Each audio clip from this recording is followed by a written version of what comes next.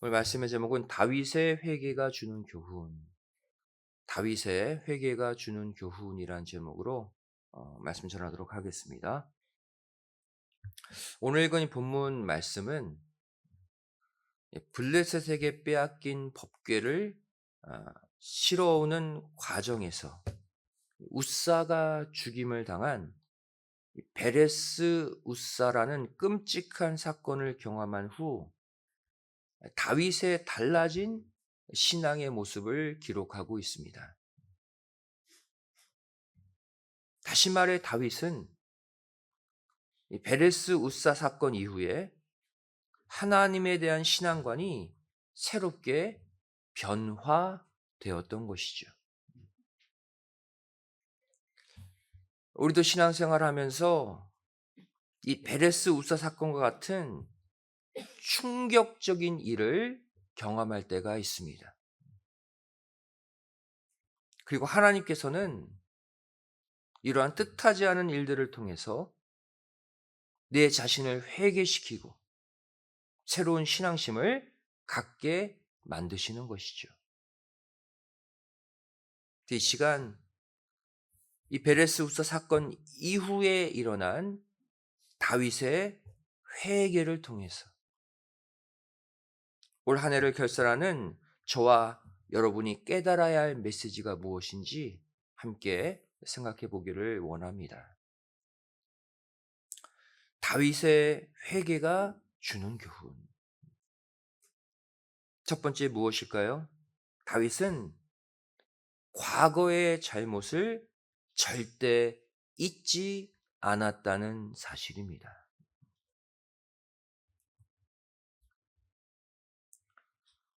오늘 본문 13절 말씀을 다시 보시면 다윗이 과거의 베레스 우사 사건을 추억하고 있죠. 전에는 너희가 매지 아니하였으므로 우리 하나님 여호와께서 우리를 충돌하셨나니 이는 우리가 규례대로 저에게 구하지 아니하였음이니라.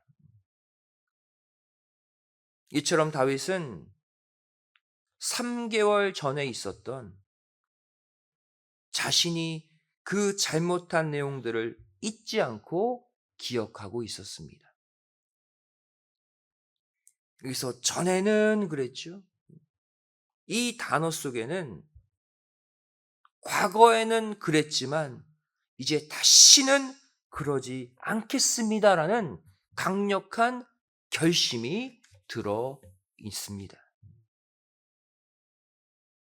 이처럼 과거에 내가 저지른 잘못에 대한 정확한 인식, 또 잊지 않고 마음에 새겨놓은 그 결심은 다시는 같은 잘못을 저지르지 않게 하는 성숙한 삶의 동력이 됩니다.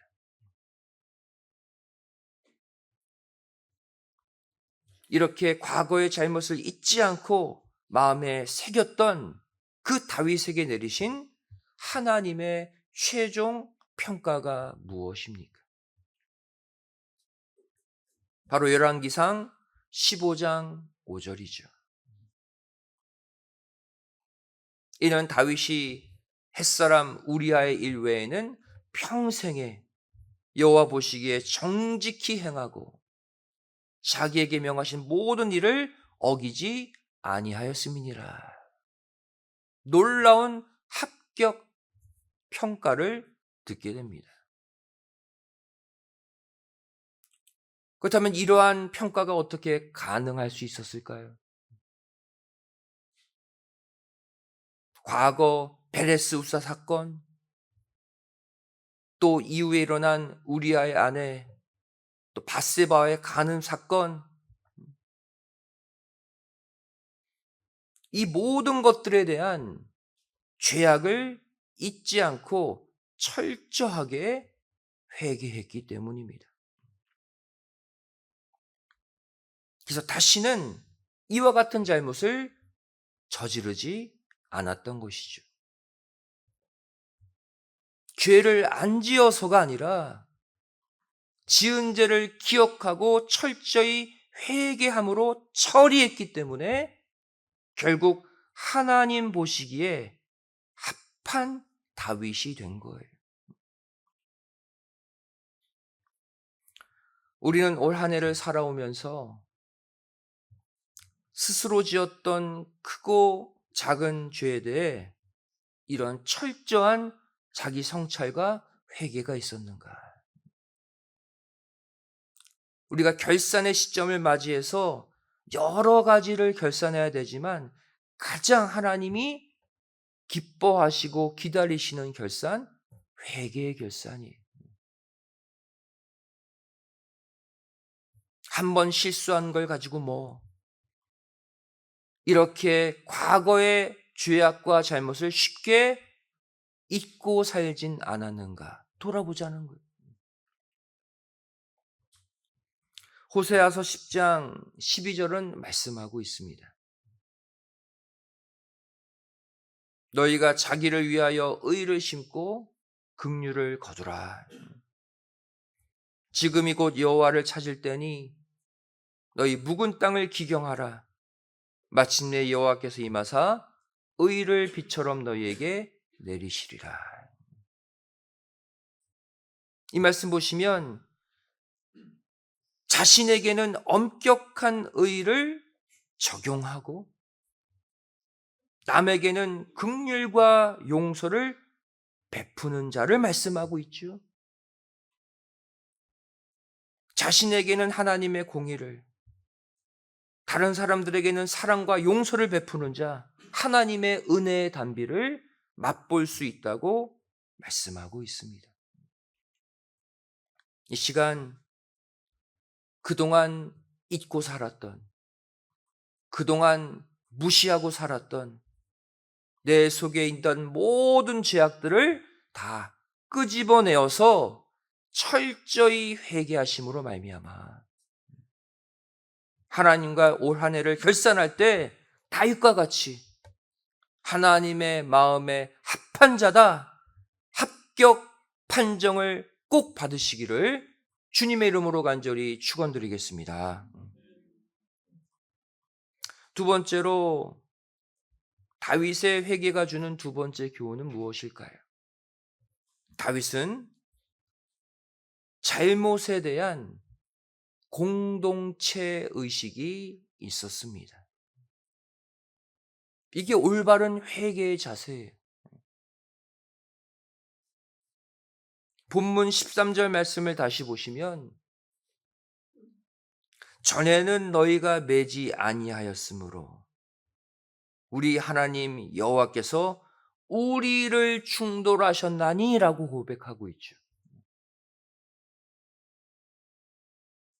하지만 역대상 13장 11절 말씀을 보시면 하나님께서는 분명히 법궤에 손을 댄 웃사 한 사람과 충돌하셨다고 말씀하고 있어요.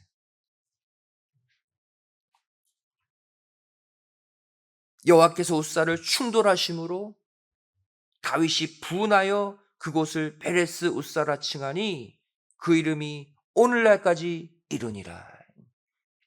웃사 한 사람과 충돌했다고 분명히 기록하고 있죠. 하지만 다윗은 지금 3개월이 지나 다시 그 법궤를 메어 올리는 과정 가운데 과거 하나님께서 우리를 충돌하셨다라고 고백하고 있습니다. 3개월 전에 그 잘못이 웃사 한 명에게 있었던 것이 아니라 다윗과 그와 함께한 사람들 전체에게 있었다는 것을 인정하고 고백한 거예요. 하나님은 이 회개를 기뻐 받으셨습니다.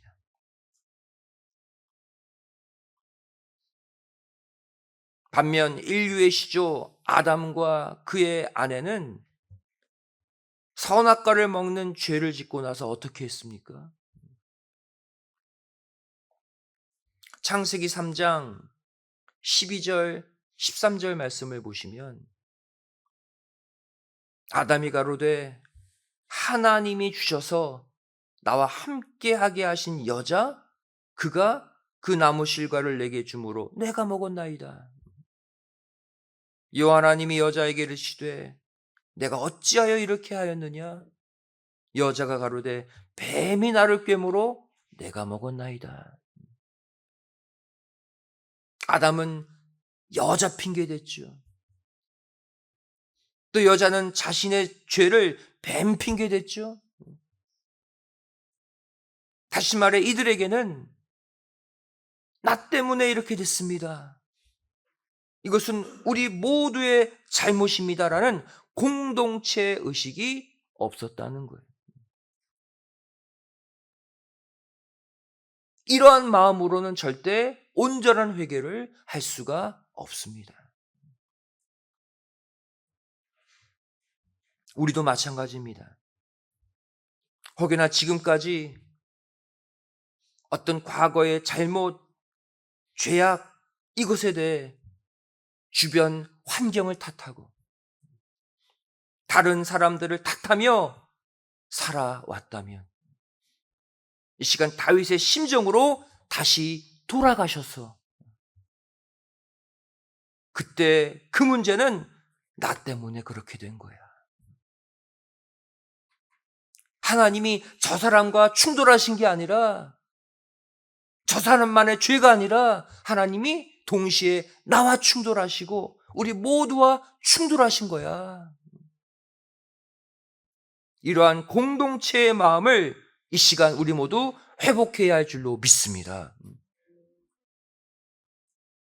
교회의 문제, 신앙생활에 일어나는 모든 문제는 나의 문제로 보고 우리의 문제로 보고 끌어안아 함께 회개하는 모습.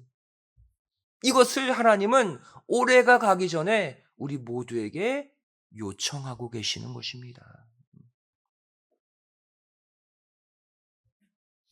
그러할 때 머지않아 잃어버린 하나님의 언약, 잃어버린 말씀의 사명을 되찾아 이루어드리는 참 기쁨의 역사, 다윗의 역사가 우리 모두에게 일어날 줄로 믿습니다. 마지막 세 번째로 다윗의 회개가 주는 교훈.